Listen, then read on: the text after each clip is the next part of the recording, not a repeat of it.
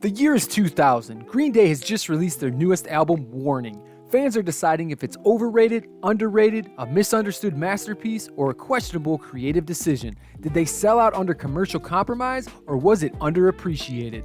Let's travel back to 1999 and discuss the lead up to the album Warning, how Green Day went from the next generation in punk with Dookie, Nimrod, and Insomniac to a folky, poppy, acoustic pop record.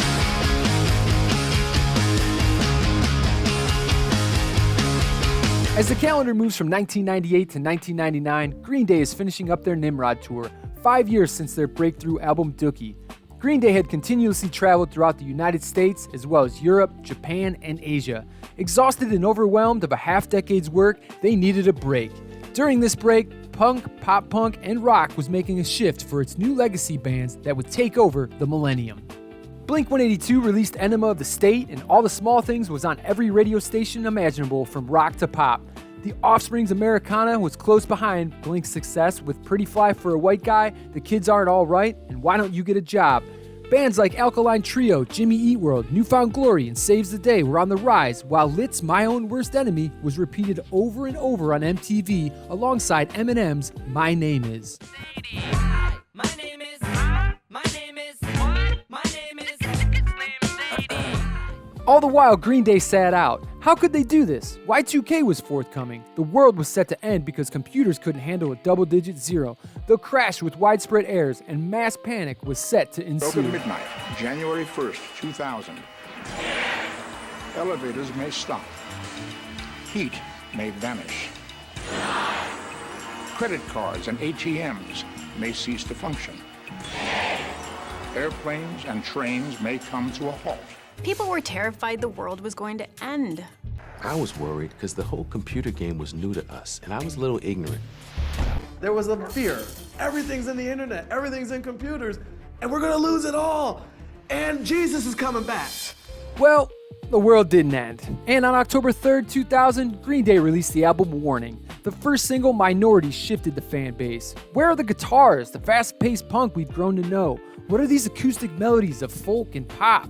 The grit and grind has been replaced by maturity and experimentation, a more Kinks-like sound rather than the Ramones. Reasonable. Pistols or Clash? Clash. Dogs or cats? Billy mentions The Clash here, who were a major influence to the Kinks. The Clash bring reggae and funk to punk. There isn't any reggae on Warning, but there are melodies of their sing-along punk that can be interpreted as reggae. A few songs also carry a relaxed vibe.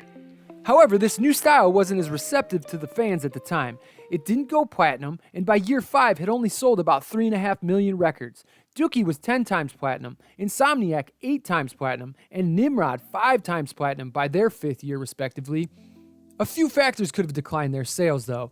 Number 1, the album was a paradigm shift from what they had previously released, and 2, punk was changing with more upbeat and slapstick songs, something that we've seen from Jimmy Eat World, Blink-182, and so forth. But the biggest change was in the industry. Pirating software such as Napster, Kazaa, and BearShare had taken over. Teens were getting records for free, and there's nothing better to a 14-year-old than the word free. They'll take anything, a broken yo-yo, a slinky, your slammer from your Pog set, you're giving up your classic Game Boy because the Game Boy Color is out? Sure, they'll take it.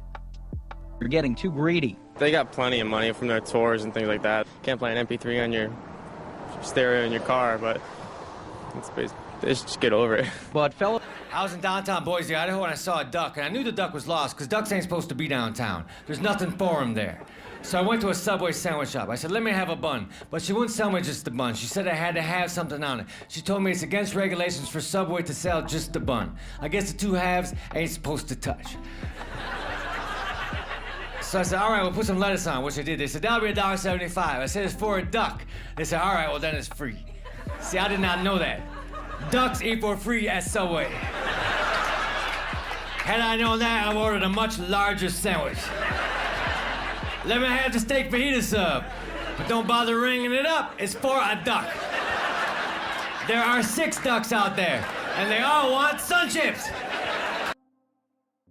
Because of this, Green Day found themselves in a strange position. They were now being accused of selling out while simultaneously watching their industry collapse with sales plummeting through digital downloads. Magazines, remember those? Hi, Billy Mays here with the Awesome Auger. Billy Mays here for Mighty Putty. Hi, Billy Mays here for Mighty Shine. Hi. They described the album as mid-tempo Django or novelty, lacking youthful energy and rebellion. It demonstrated pop song writing skills, but why? Approaching 30 years old, they weren't rocking as hard as they used to, and didn't punk as they used to either. They were just three old men, gracefully aging, dressed as the ultimate Big Shorts party band. We never tried to repeat Dookie again and make a record that sounds like that, We're not out there trying to pretend that we're 18, 19 years old, We're a band that's been around for a while. Yeah, it's 6 years, so if you think about it, a lot of these kids were 16 back then and now they're 22. They were, middle of high school, now they're in the middle of college or whatever. Or they've dropped out of college, or they've dropped out of high school and they're 16 and never went to school at all, like us. And, I don't know. We just kind of stick to our guns and just keep playing and, not really think about it. I don't give a damn, It's like if you want to relate to this band, and that's great. And we never asked for anything more than that. No, I don't think so. I think you need to have mistakes, and it can't all be up here, if we made any mistakes, then we were meant to make those mistakes, and if we've done things right, then we learn from that too. And I think it's just life, and try and enjoy each part of it and keep moving forward. Yeah, never stop learning. For us, about being in this band is about the process of being in the band, not as a means to an end, it's, so, everything, anything in life that's good or bad, there's always something to learn from it, and it's just meant to be. It's like if we didn't sort of go through the roller coaster of a career that we've had, we wouldn't have had American Idiot, so, and and this is the best times of our lives, really, The band had taken almost 2 years off after touring Nimrod. Exhaustion and a break was needed. During their break, Billy Joe made a conscious effort to not write and believed that it helped him develop the lyrics for Warning and how they wanted to experiment on their next album. He began to listen to atypical styles of music inspired by acoustic guitars, diving into the bands like the Kinks, the Who's, the Pretenders, the Doors, the Beatles. Learning how to use the acoustic guitar like a drum, similar to the style of Pete Townsend and the Who's classic Pinball Wizard.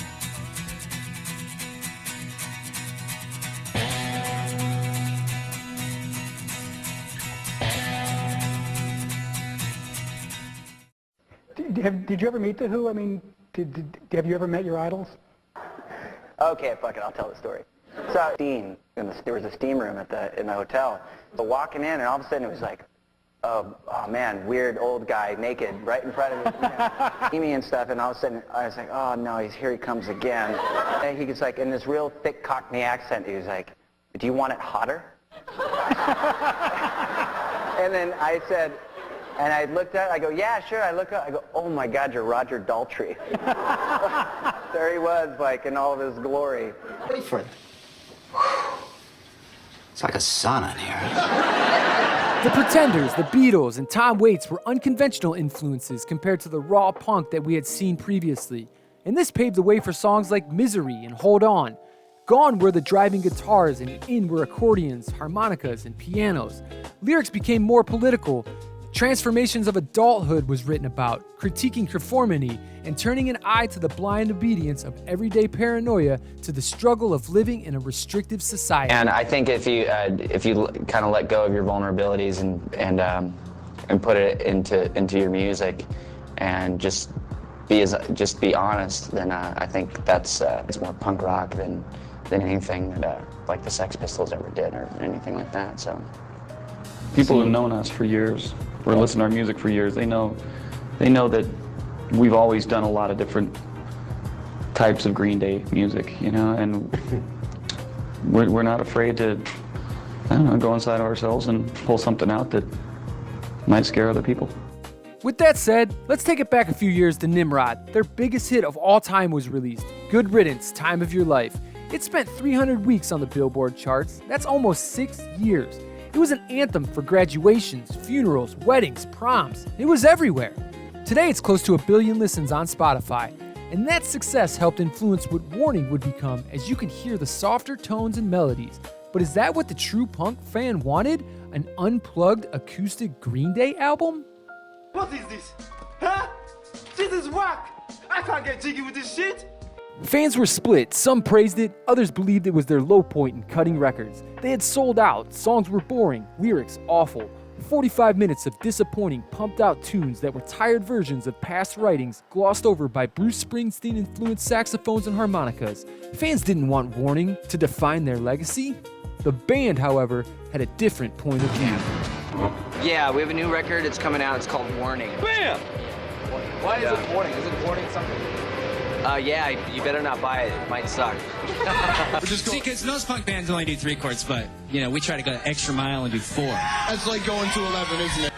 This isn't a career, it's our life. This is what we do. And if we would give up this, we'd give up our lives, so I guess the answer is die. Experimentation and defining their role in the industry was a goal of theirs. They necessarily didn't turn their back on punk rock, but picked up where Nimrod left off. With Nimrod, Green Day started to branch out from straight punk. Good Riddance was a global phenomenon and proved that they could write music outside of the punk genre. With Warning, the band embraced their dominant pop force, choosing non-punk elements like soul, folk, and pseudo-type waltz into their record.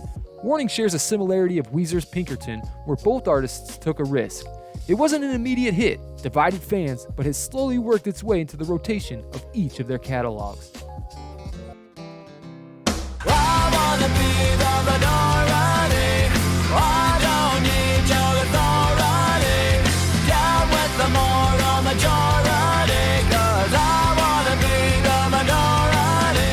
The lead single Minority has Billy Joe urging the listener to find their own voice, question authority, be a champion, don't follow the moral majority, a political shift in lyrics, a song where he wanted to create a play on words and visualized on bumper stickers.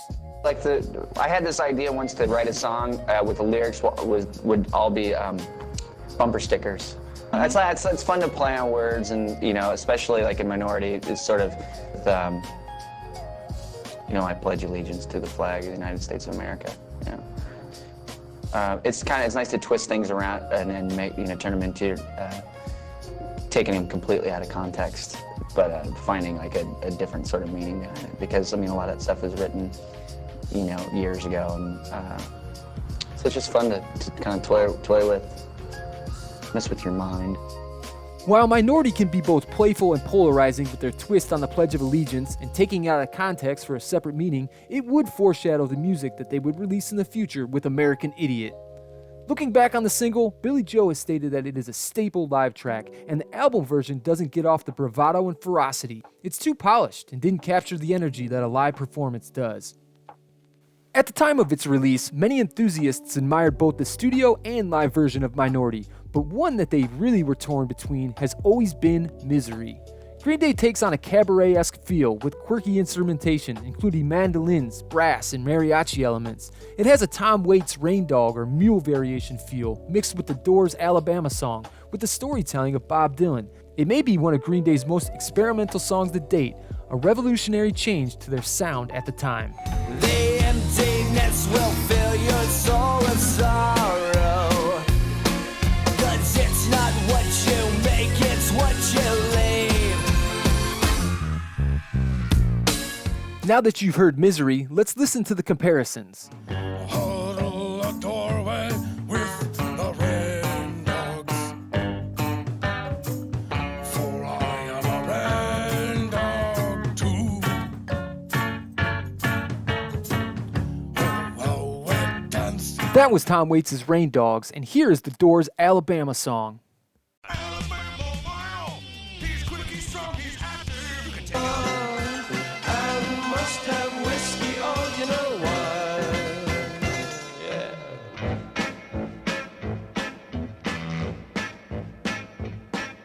Show me the way. And now let's go full circle back to Misery.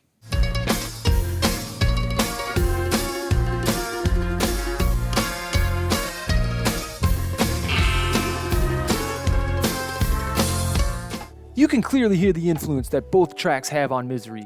The accordion beat, mandolin overlay, the bumping and grooving bass line. Green Day recorded an undervalued masterpiece at the time that was lost in the ether in 2000 with their fundamentals of amplified modern production. Vision, no balance, numb tongue. The mind recoils in horror, unable to communicate with the spinal column. Which is interesting because you can actually watch yourself behaving in this terrible way, but you can't control it.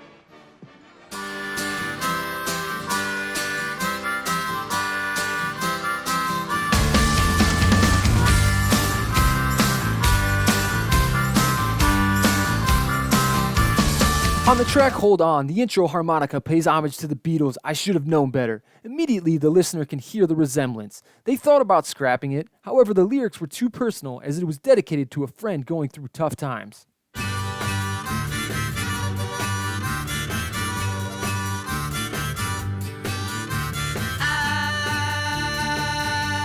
should have known better with a girl like you. When you're alone, and life is making you lonely, you can always go downtown. Maybe you know some little places to go where they never close. Downtown. The lights are much brighter there. You can forget all your troubles, forget all your cares, just go. Down. Things will be great when you're downtown. I got nothing, Sharon. Nothing. Well, Downtown, lights will be shining on me like a new diamond ring out under the midnight hour. The album's third single, Waiting, is based off of a Petula Clark song, with the use of the lyric Downtown, Lights Will Be Shining, and developed the song off of her lyric of Everyone's Waiting for You. They both have singable melodies and a clear choruses designed for radio and repetition in your head, while describing escape and searching for solace, breaking free of stagnation and dreaming of a better place. Things will be great when you're downtown. No finer place for sure. Downtown, everything's waiting for you. It's evident that Billy had began listening to different styles as these songs showcased artists not from the punk genre. However, Green Day made it work. The album is a masterpiece. Yes, they share ideas from other artists, but isn't that what music is all about? There's nothing wrong with taking an idea and swinging it your own way. Artists have done this from time to time. The Black Keys did it with their Let's Rock album. Their song Sit Around and Miss You carries a Steelers wheel stuck in the middle type vibe. And Go channels a Led Zeppelin When the Levee Breaks, and the album is also heavily influenced by ZZ Top. Each influence is about adopting catching melodies, harmonies, and song structures from classic rock, then recreating their own versions.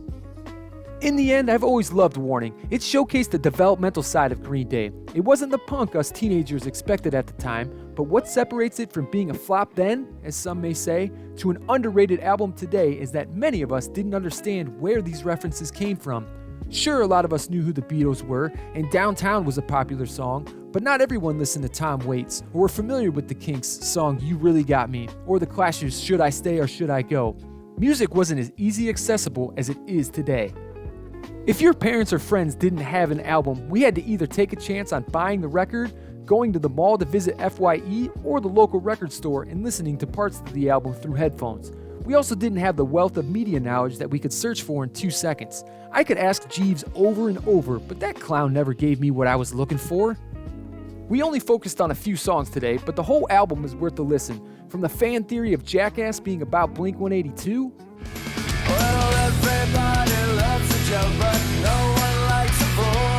And you're always cracking the same old lines again.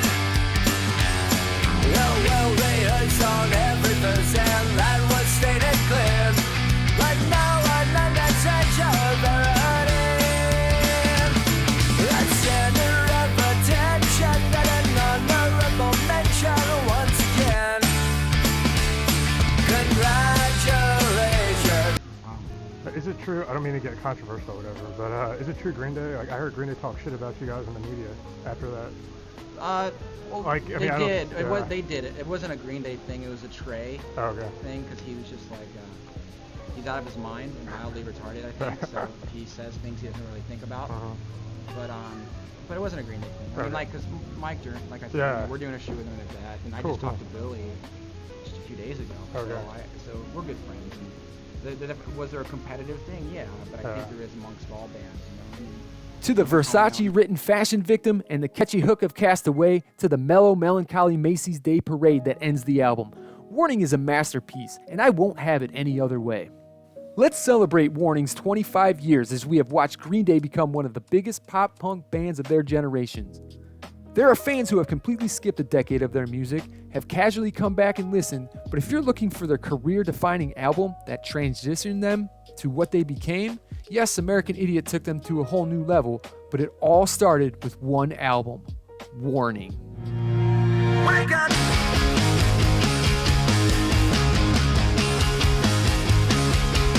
Better think your love gives us.